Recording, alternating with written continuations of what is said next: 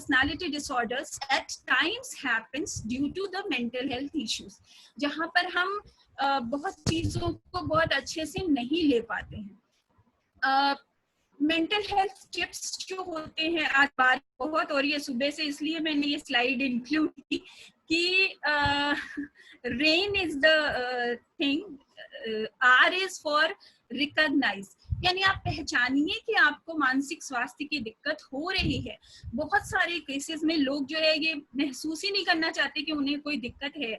नहीं नहीं, ऐसा नहीं है, मैं तो एकदम ठीक हूँ। पहला कि आप रिकॉग्नाइज करिए, दूसरा उसको एक्सेप्ट करिए, फिर इन्वेस्टिगेट करिए कि क्या रीजन है जिसकी वजह से ऐसा हो रहा है, और उसके बाद उसका पोषण करिए। पोषण मतलब उसको अच्छे से ट्रीटमेंट करवाना है, अगर साइकोलॉजिस्ट से तो ट्रीटमेंट करा लीजिए, या किसी और तरह की कोई समस्या है तो वो करिए।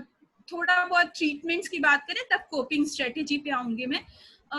ये कुछ ट्रीटमेंट के तरीके हैं जो हम मेंटल हेल्थ में यूज करते हैं। मेंटल हेल्थ में जो ओल्डर मेथड ऑफ ट्रीटमेंट्स है ना, वो बहुत आउटडेटेड हो चुके हैं, जिसमें आप एग्जॉर्सिज्म आप जानते होंगे, जब झाड़ फूंक किया जाता था गांव में, जब किसी को इस तरह की कोई दिक्कत होती थी तो उनको ओझा बाबा के पास ले जाते थे या मंदिर में ले जाते थे और वहां पर झाड़ फूंक उनकी कराई जाती थी। तो दीज आर ओल्डर ट्रीटमेंट्स। अभी के जो ट्रीटमेंट्स हैं उनमें फार्माकोथेरेपी है, जहां पर हम दवाइयों का इस्तेमाल करते हैं।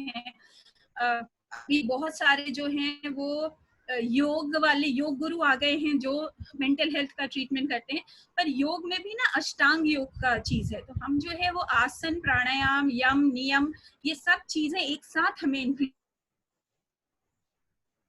लोग क्या करते हैं, आसन कर लिया मतलब योगा कर लिया। आसन इज नॉट योगा, आसन is just a postural thing कि आप अपना बॉडी कैसे फिट रखेंगे।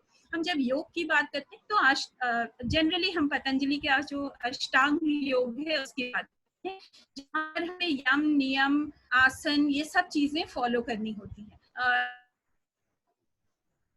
एक्टिविटी थेरेपी जो है उसमें हम क्या करते हैं, जो मेंटल हेल्थ के प्रॉब्लम लोग हैं उनको कुछ क्रिएटिव एक्टिविटीज दी जाती है। क्रिएटिव एक्टिविटीज मतलब ड्राइंग कराते हैं, कुछ ऐसा काम जिसमें वो एंगेज हो और उनका वो स्ट्रेस कम।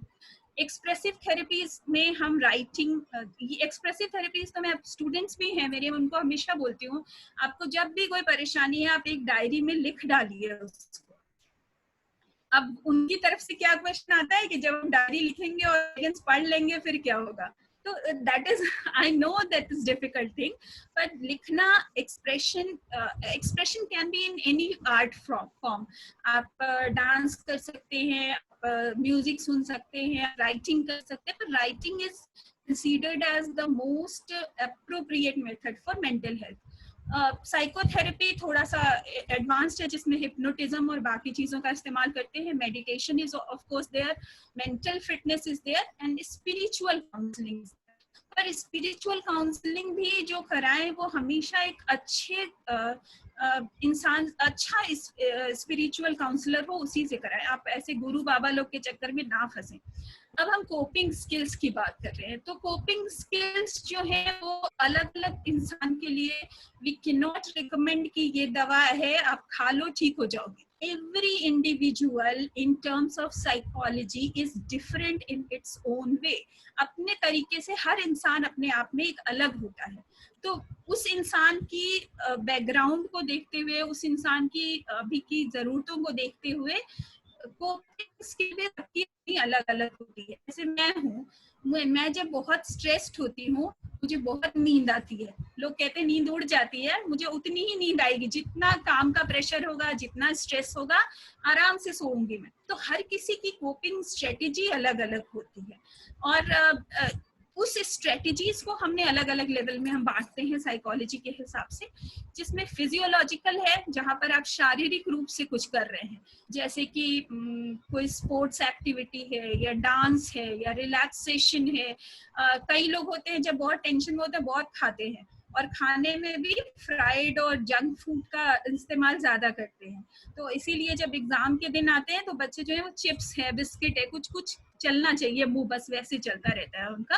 तो ये फिजियोलॉजिकल थिंग्स के लिए। हाँ, really sorry to interrupt. I need to announce that this meeting will hardly end in a minute or two, so kindly everyone rejoin as soon as the meeting ends. Ma'am, you may continue. या अगला जो हमें spiritual उसकी बात जब करते हैं तो स्पिरिचुअल में I am not talking of कि आप मंदिर जाएंगे या आप कहीं बैठ के पूजा करेंगे. Spirituality is something different. आप जो है वो किसी अपनी लाइफ का मीनिंग ढूंढते हैं और पूजा जो है वो एक सिर्फ साधन है अपने आप की एनर्जी को पहचानने का. फिर इंटेलेक्चुअल लेवल पे जब हम बात करते हैं तो कई लोग जो होते हैं वो अपने चीजों को लिखते हैं, जो अभी मैं बात कर रही थी आपसे कि writing down expression is very important.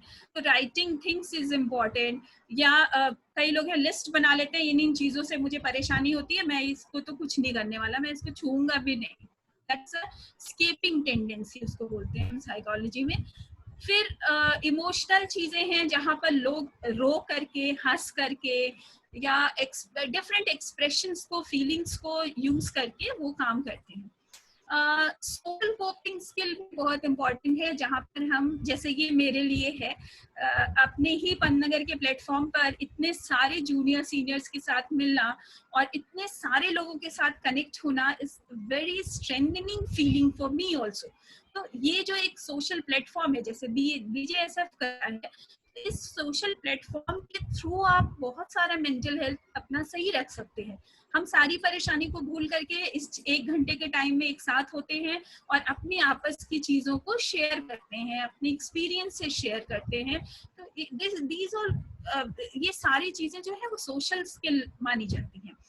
Even आप देखिए जब फैमिली में किसी की डेथ होती थी या होता था तो 14 दिन का जो प्रोग्राम होता है वो शायद इसीलिए इतनी रस्में और इतनी सारी चीजें होती हैं क्योंकि उन 14 दिनों में इंसान जिससे जुड़ा है वो उसे छोड़ कर गया है.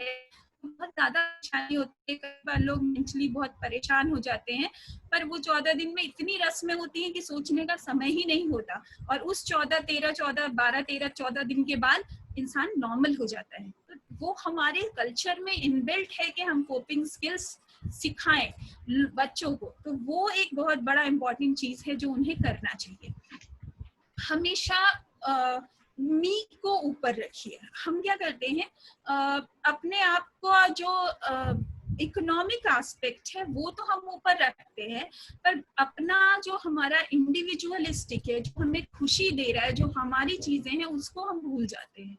तो वो एक बहुत